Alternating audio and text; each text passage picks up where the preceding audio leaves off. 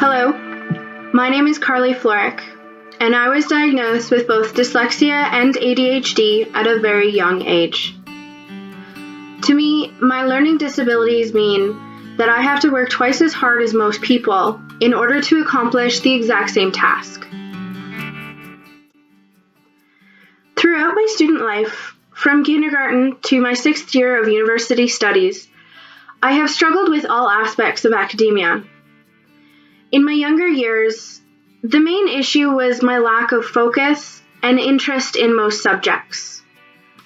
Well, that and the fact that most teachers at that time were unaware of how to handle a student with learning disabilities. Many times, the options were regular class or classes for the severely handicapped. Unfortunately, I did not fit into either of those categories. My differences often led to bullying, mainly through elementary school. The most challenging part that I did not understand was why the other students and even a few of the teachers didn't like me. What was so different about me? To better explain, I will give you a few examples of both some difficulties and triumphs I have had. One of the worst experiences I can remember was in elementary school in 4th grade.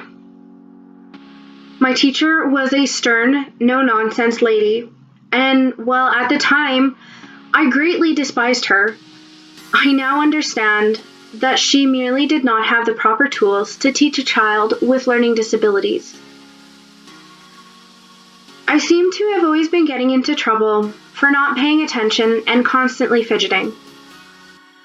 Finally, one day, she had had enough and thought making an example of me would set me straight. To do this, she placed my desk in the front right corner of the classroom, like you would put a naughty child's nose in the corner for a timeout. Now, I can't remember exactly how long my desk was placed in this location, but to this day, the emotions are still fresh in my memory. I was embarrassed and ashamed.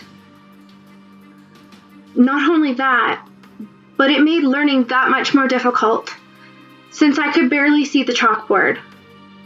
Just imagine a 9-year-old child in this situation.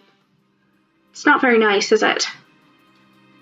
Technically, I failed that year, but thanks to my mother's persistence, I wasn't held back and was able to continue to the next grade, which I am very, very thankful for. My mother. Now, without her support and constant advocacy, I would not have made the strides I did through all my years in academia. She even took me to Vancouver and Calgary for one-on-one clinics with specialists from the Davis Dyslexia Association.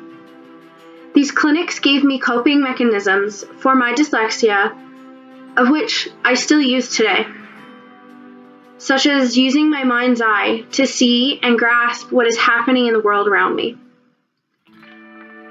For a brighter story of my elementary years, I will tell you about 2 amazing people whom I had as educators through grade 6 to 8. Mr. Campbell and Miss Neesby were both teachers at Ruth M. Buck for the Learning Disability program. My mother had switched me to the public system because the Catholic schools at the time did not have proper classes for students such as myself. In this program, while I was still in the main room for the majority of my subjects, my math and English was taught by Mr. Campbell and Miss Neesby, in a classroom of no more than 10 students. To describe Mr. Campbell, he was a stern, no-nonsense man, who, unlike my grade 4 teacher, had the tools to properly teach students with learning disabilities. Miss Neesby was similar and really just an all-around wonderful person who truly cared for the learning of students in the LD program. Through those years, my grades reflected on my intellect and not my struggles with dyslexia and ADHD. I was getting A's and B's, where previously I would have squeaked by with a D. and at best, maybe a C. In this smaller class size, there was less pressure on students to ask questions and more time for teachers to answer and try to explain in different ways for us to fully comprehend the subject. Knowing how to recognize and adapt to an array of other symptoms associated with learning disabilities was key in their ability to interact with students positively. Struggling with things like organization, time management, abstract reasoning, and attention spans are all symptoms that students with learning disabilities can need help with. And I admit I still struggle with daily. What I would like you to take from those examples is that all you need to do to best help and include students with learning disabilities in your classrooms is to be open and understanding. Don't ever make a student feel ashamed or embarrassed about who they are. Find different ways to explain subject ideas. Many times just knowing if a student is a visual, oral, verbal, or kinesthetic learner gives you the tools to best help a student understand. For example, with myself, someone can explain to me the steps I need to take to accomplish a task. They can even be written out for me, right in front of me. However, I will not fully understand unless I am physically shown, step by step, what to do while I do the same actions simultaneously. This gives my mind a template to work off of for future similar tasks. Additionally, not only for younger students, but also for high school and post-secondary education, grouping or partnering students of different learning strengths is a great way to have them learn from each other. Oddly enough, teaching can be a fantastic way for a student with learning disabilities to comprehend a subject. Often the way our minds work will develop into an entirely new angle for teachers and students to look at. For myself, my mind turns the world upside down. Although this upside down is my right side up.